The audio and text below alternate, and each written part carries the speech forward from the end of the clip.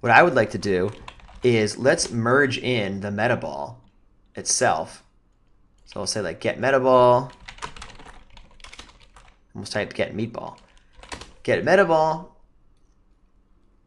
And we'll basically group all of the pieces that fall inside of this metaball, which of course it's on frame 3 that we're actually going to get it. Oops, and let's make sure that we don't put that in the group area, put that in the object area. There it is. Bop. Cool. So now we can say, let's make a group based on where the points are. And we'll say, let's group it by where the metaball is. And we'll call it, say something like activate. Activate. And we're going to group the points, not by any kind of number expression thing, so turn that off. Enable a bounding object. So now we can see, well, at least on frame 1 we've got nothing. But on frame 3, we got 1,006 points. Wowza.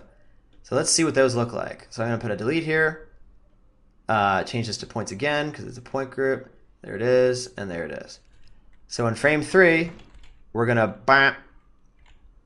These are the constraints, more or less, that we're going to delete. I say more or less because the constraints are primitives, and we made a point group here.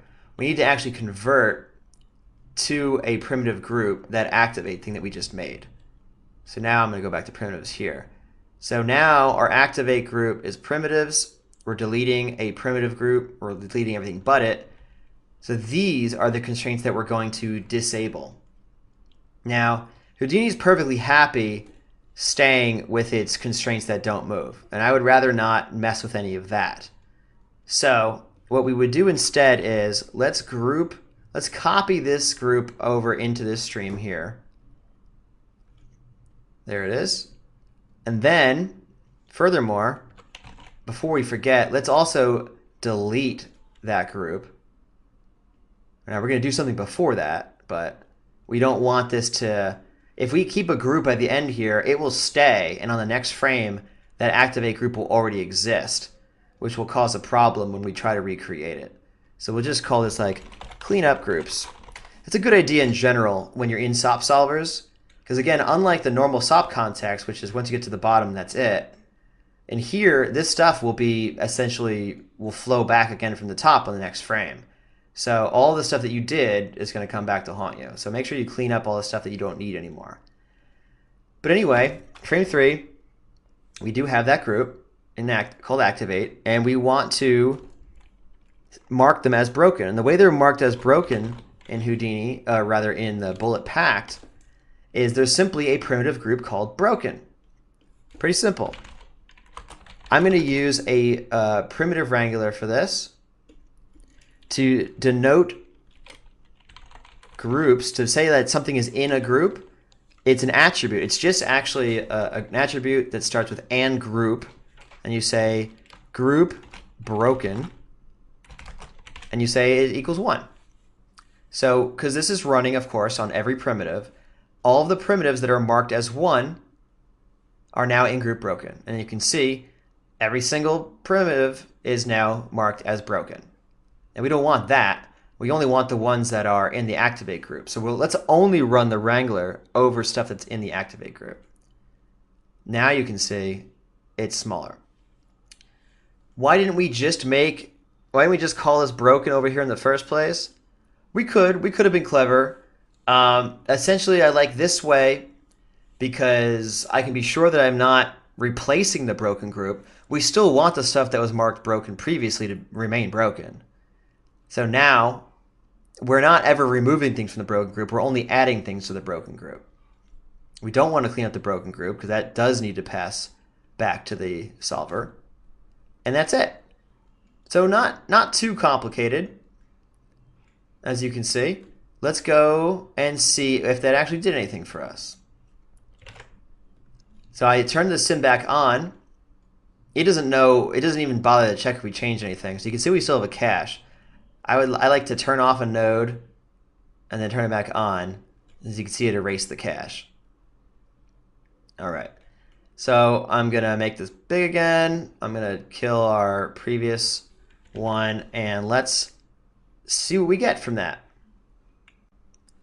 All right, so there it is. Boosh. Total collapse. Except for that stuff in the middle, which actually looks good by not collapsing.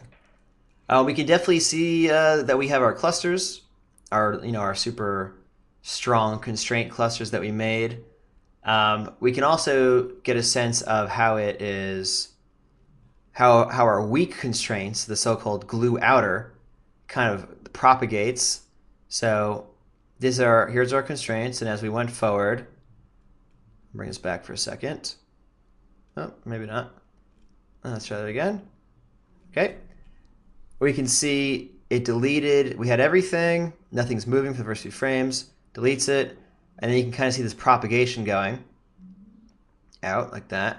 And we can control some of that on the glue constraint itself. You'll see the propagation amount and half-life amounts. And we'll get into that later.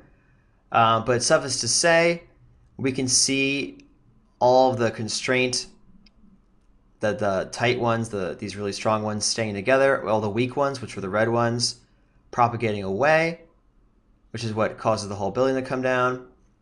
Really cool. So everything is working as planned. Hooray. How often does that happen? And let's get that back. There we go. Now it's working as planned.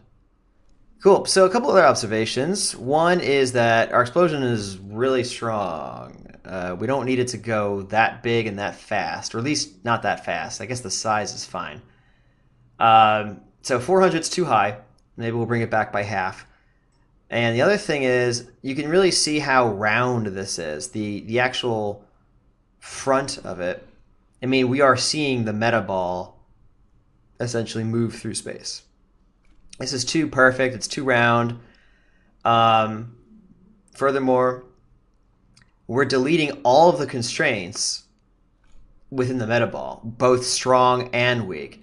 It might be a better idea if let's say if this is the full scope of the meta ball, maybe like at a tighter region, like at the strongest part of the explosion, maybe we should delete the hard and weak constraints there. I shouldn't say hard. A hard constraint is an actual thing.